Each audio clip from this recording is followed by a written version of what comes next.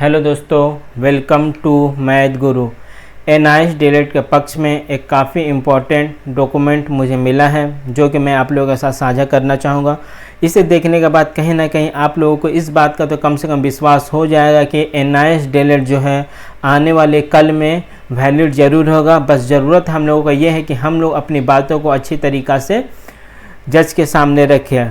अगर ये सब डॉक्यूमेंट उन्हें दिखाया जाएगा तो 100% कहीं नहीं चांसेस है कि एनआईएस डीएलएड फिर से वैलिड होगा, क्योंकि सारी प्रक्रिया को कहीं ना कहीं एक सिस्टमेटिक तरीके से कानूनी रूप से पूरा किया गया था, ना कि रैंडमली हम लोगों ने 18 महीने का कोर्स करके ख़त्म करा दिया। आप लोग ये देख सकते हैं, ये लेटर जो है 21 अगस्त 2017 का है, जब हम लोगों ने एकदम स्टार्टिंग में एनआईएस डीएलएड का नाम सुने थे।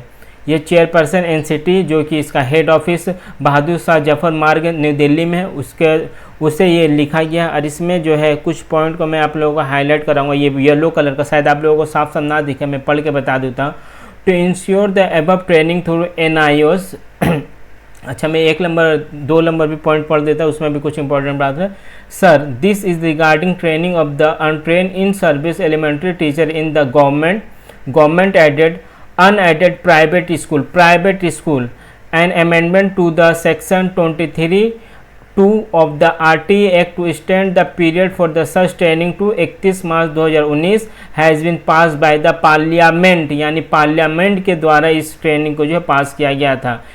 अब नंबर 2 पॉइंट में, in this regard it has been decided that NIS will be the single organization responsible for conducting the online DLED program through the SWAYAM portal for all in service untrained teacher। यानी NIS को ये पूरी जिम्मेदारी दी गई थी, जितने भी untrained teacher है उन्हें जो है ट्रेनिंग के लिए।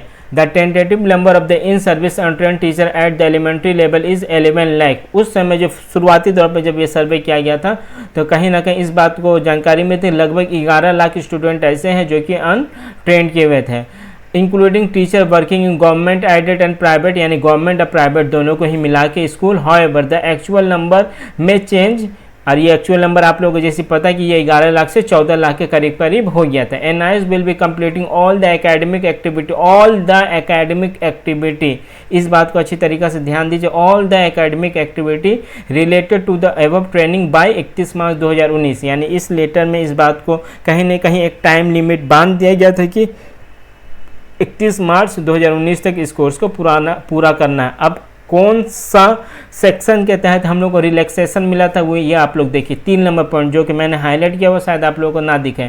To ensure the above training through the NIS, NCT is directed to provide following relaxation.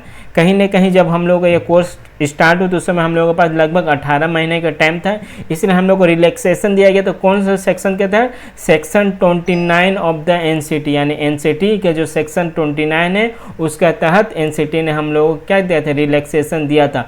और सुप्रीम कोर्ट के जो जजमेंट आया था गवाई जस्टिस गवाई के द्वारा, उन्होंने भी इस बात को माना था कि कोर्स को छोटा या बड़ा जो है एनसीटी का हाथ में अथॉरिटी वो कर सकता है। शायद हम लोगों ने इस बात को अच्छी तरीक़ा से सुप्रीम कोर्ट में नहीं रखे और उस बात के लिए वो कहीं ना कहीं पटना हाई कोर्ट को रेफर कर दिया गया कि ये पटना हाई कोर्ट के द्वारा इस तरह का जजमेंट आ गया कि 18 महीने का कोर्स जो है 24 महीने का है। हालांकि इस बात का कोई लेना देना ही नहीं था, कहीं ना कहीं हम लोग को एक रिलैक्सेशन दिया गया था जो कि एनसीटी का पूरा अथॉरिटी है, वो एक ऑटोनोमस बॉडी है कि वो किसी भी कोर्स को छोटा या बड़ा कर सकती है सेक्शन 29 के तहत। उसके अलावा नेक्स्ट पेज में आप लोग देखिएगा, ये भी थोड़ा सा हेजी होगा, मैं पढ़ के आप लोगों को बता देता हूँ। 2 number point, the DElEd course will B from 3 अक्टूबर 2017, यानी हम लोग 3 अक्टूबर 2017 से इस कोर्स को स्टार्ट किया, तो टू 31 मार्च 2019 तक इसे जो है कंप्लीट कराना था। The duration of the course will be for 18 month, इस कोर्स का ड्यूरेशन 18 महीना था। As the DLEd program of the 2 year duration NCT shall allow submission of the 6 month internship period within the duration of the proposal. मतलब जो हम लोग 6 महीना का अलग से जो इंटर्नशिप करते हैं, हम लोगों को ये इस बात का अलाउ किया गया था कि जो 18 महीने का कोर्स, हालांकि रेगुलर डीएलएड वाले हो या डिस्टेंस डीएलएड वाले, सभी लोग जो है कॉलेज में 18 महीना का ही पढ़ाई करते हैं, उसके बाद 6 महीने का अलग से जो इंटर्नशिप करना पड़ता है। क्योंकि हम लोग ऑलरेडी जो थे सर्विस में थे, फिर भी हम लोगों को अलाउ किया गया था कि इसी 18 महीने का दौरान में वो जो 6 महीने का इंटर्नशिप जो है उसे जो है सबमिट करना था। तो हम लोग तो ऑलरेडी सर्विस में, तो अलग से हमें फिर 6 महीने का करने का ज़रूरत नहीं था, लेकिन जो अलग से 6 महीने का इंटर्नशिप था उसके लिए हम लोगों ने ऑलरेडी जो है उसी समय 18 महीने के अंदर ही जो है अपना डॉक्यूमेंट वगैरह जो इंटर्नशिप का था वो ऑलरेडी सबमिट कर दिए थे। Submission of the 6 month internship period within the duration of the propose online course through the Swayam portal as all the teacher are in service and already teaching. फिर वही बात है, क्योंकि सभी टीचर ऑलरेडी सर्विस में थे, teaching में थे, तो अलग से 6 महीने का इंटर्नशिप हम लोगों को करने का ज़रूरत नहीं था। वो 18 महीने का दौरान में वो 18+6 ये कॉन्सेप्ट हम लोग मान सकते हैं कि हम लोगों का कोर्स जो 18+6 महीना का है, अलग से कोई भी ज़रूरत नहीं था। ये लेटर काफ़ी पुराना लेटर है जिसमें साफ साफ ये लिखा गया था कि एनसीटी कौन सा सेक्शन के तहत ये रिलैक्सेशन दे रहे 29। हालांकि जब कोर्ट में कहीं ना कहीं इस बात को कॉन्ट्रडिक्शन उठ गया था कि पटना हाई कोर्ट के द्वारा जब जजमेंट आया उसके बाद से कहीं ना कहीं एनआईएस डीएलएड को वैलिड करार दिया गया फ्रेश रिक्रूटमेंट। हालांकि ये पूरा तरीका से एक बोल सकते हैं गलत तरीके से सुप्रीम कोर्ट में पेश किया गया। सुप्रीम कोर्ट का एनसीटी का अगर सेक्शन 29 को वहाँ शो किया जाता मजबूती के साथ, हम लोग अगर सेक्शन 29 के थ्रू खड़ा रहते सुप्रीम कोर्ट में, तो कहीं ना कहीं रिजल्ट कुछ और हो सकता था। खैर जो भी है, अभी भी हम लोगों के पास चांस है। आप लोगों को पता है विश्वनाथ सर के द्वारा जो ट्रांसफ़र पिटीशन का फाइल किया गया है उसका 29 जुलाई को सुनवाई है, तो ज़्यादा से ज़्यादा स्टेट उसमें जुड़े। उसके अलावा वेस्ट बंगाल का कौशिक दास सर का केस का सुनवाई 12 तारीख को है, मैंने आप लोगों को पहले ही इन्फॉर्म किया था। 11 तारीख का उस केस का सीरियल नंबर आ जाने का पूरी चांसेस है। तो सीरियल नंबर जैसे ही आता है मैं आप लोगों को इस चैनल पे अपडेट देने का कोशिश करूँगा। उसके अलावा पप्पू सर का भी आज एक केस का हेयरिंग था जिसका जानकारी मैंने आप लोगों को सुबह सुबह दे दिया था, लेकिन उस केस का सीरियल नंबर काफ़ी नीचे था, 734 या 738 करीब इस तरह का उसका सीरियल नंबर था। तो चांसेस बहुत ज़्यादा कम था कि वो आपका वो सीरियल नंबर है। मैंने अभी थोड़ा देर पहले भी डिस्प्ले बोर्ड में चेक किया, तो अभी फ़िलहाल कोई 734 नंबर, या आप लोग देख सकते हैं कलकत्ता हाई कोर्ट का डिस्प्ले बोर्ड है, 734 नंबर तक कोई भी केस नहीं गया। यह मैक्सिमम जो केस गया वो 243 तक गया है, जो कि दूसरे बेंच का है।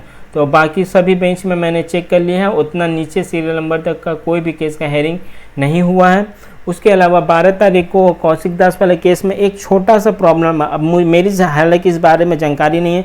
12 तारीख को जो लोग बंगाल में रहते हैं उन्हें पता होगा जमाई शास्त्री है, तो उस दिन वेस्ट बंगाल गवर्नमेंट ने हाफ डे का छुट्टी डिक्लेयर किया, यानी लंच तक ही जो है ड्यूटी होगा, उसके बाद से जो है कोई भी गवर्नमेंट ऑफिस जो है खुला नहीं रहेगा। लेकिन हाई कोर्ट उसके अंडर आता है या नहीं आता इसकी जानकारी मुझे नहीं है।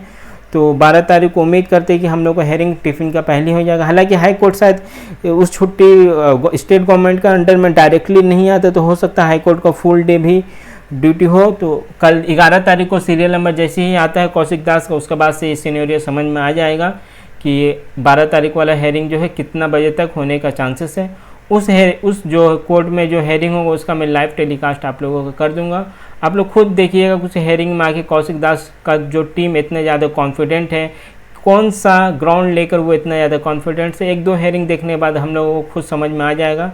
चैनल पर अगर आप नए हैं तो चैनल को सब्सक्राइब कर लीजिए, दोस्तों के साथ शेयर कर लीजिए। एनआईएस डीएलएड से रिलेटेड कोई भी अपडेट पाने के लिए आप मेरे चैनल के साथ जुड़ सकते हैं, क्योंकि अब कहीं ना कहीं कोर्ट खुल चुका है। सुप्रीम कोर्ट के अलावा लगभग सभी स्टेट गवर्नमेंट के हाई कोर्ट में एनआईएस डीएलएड का केस किया गया है, जहां पर भर्ती प्रक्रिया में है। तो उससे कोई भी रिलेटेड अपडेट आता है तो मैं आपको देने का पूरा कोशिश करूँगा। Thank you.